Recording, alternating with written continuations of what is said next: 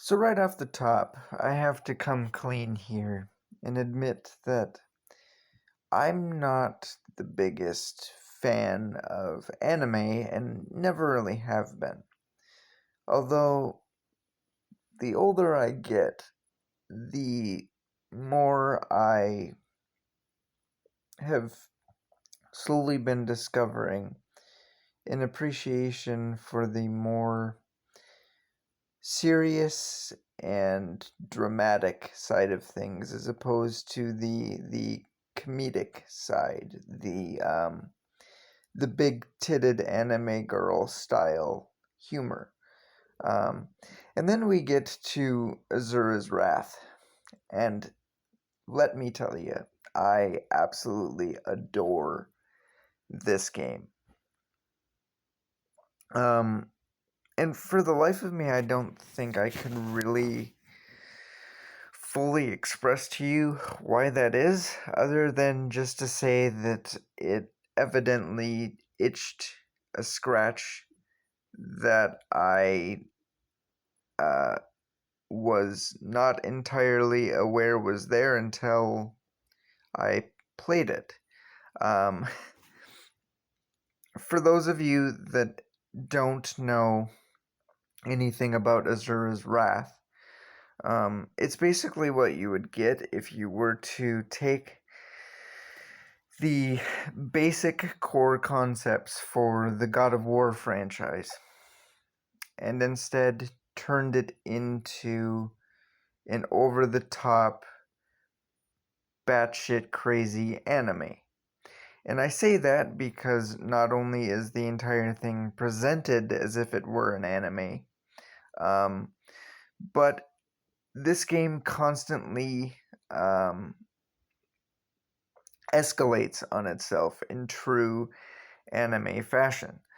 Um, you go from, I don't know, punching a mammoth like creature straight in the mouth to single handedly destroying an entire armada of spaceships. And that's not even including the boss fights and how crazy they get. Don't even get me started on those. And of course, that could be interpreted as humorous or comedic in of itself, certainly. But for my money, it maintains that seriousness or that drama. I guess, for lack of a better word, badassness that I'm looking for, while being just insanely fun and wild. Um, as I just alluded to, story wise, it is very similar to God of War in that um, there are a number of demigods who are the protectors of humanity, the guardians of their realm, if you will. Um, Azura being one of them, of course. And one day they decide to betray him by killing his wife, kidnapping his daughter, and framing him for the death of the emperor in which they all serve, which naturally would land him a one-way ticket to the afterlife, which he begrudgingly crawls out of to enact his revenge. Now, to be honest with you, when comparing the two characters of um, Azura and Kratos, I would honestly have to lean toward Azura being the more likable of the two. Um, Now, this is mainly because, you know, Azura's not a part of a franchise. There's not X amount of games to where we get this huge character arc and really get to take our time getting him from A to B. That and I think the way that Asura is written, um, uh, there's not as much gray area as far as who's the good guy and who's the bad guy, as there uh, has potential to be with the Greek saga. With that being said, though, they are very similar characters. Perhaps even as different as they are similar, I guess. For one thing, Azura, there's a sense of loyalty and duty about him that he never truly loses sight of, which is one of the primary reasons that he had to have been killed, because obviously he's not going to stand for this coup that the other demigods are throwing, thus making him a severe liability to their scheme overall. Whereas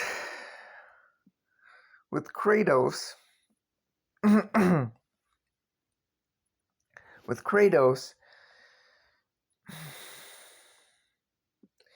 it's fairly easy to see that there is a point where he just says screw it and doesn't really claim loyalty to anyone or anything. And certainly by the end of the Greek saga, I would say that there's some room for debate as to you know who he's actually doing all of this for by the end of it. Um, in terms of the involvement with rage, for Kratos, I would definitely say it is the thing that most consumes him. It is the thing that blindly drives him towards his goals. As this insatiable, unquenchable thirst. And for Azura, it is that very much so. Also, except for him, it's more directly tied to the core of his character, because in his universe, these demigods derive their power from, I guess you could consider them like emotions or virtues. The game calls them mantras, with Azura's being, of course, rage or wrath, if you will, which is gotta be another reason why he was killed, because if you're doing something nefarious, you probably don't want the guy that draws his power from being pissed off to be the one hunting you down. Um, but all in all, I think it really makes the end that Azura finds, with his death, a lot more fulfilling than it would have been for Kratos. Um, and it's just really nice to be able to see a guy who, he's fulfilled his purpose. He's got nothing left to fight for. He's saved humanity, rescued his daughter, and can just finally purge himself of all of those negative emotions and embrace death with this feeling of peace that he's done everything he had to do, um, you know, and everything's okay. Uh, so so yeah, I was really a fan of what they did with his character overall in terms of the ending. But in closing, guys, I would just say that yeah, I would recommend this to anybody. Certainly, if you're an anime fan or you're a God of War fan.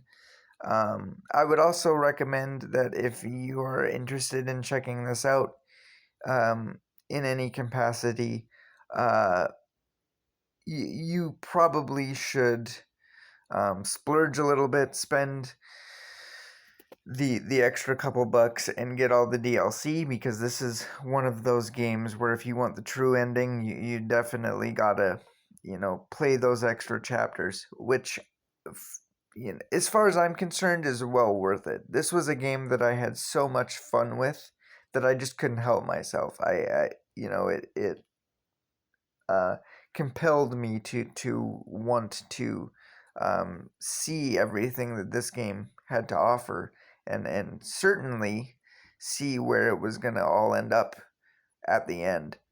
So yeah, well worth it. Um, but that's gonna wrap this video up, guys. And until next time, as always, take care of yourselves, and we'll see you next time.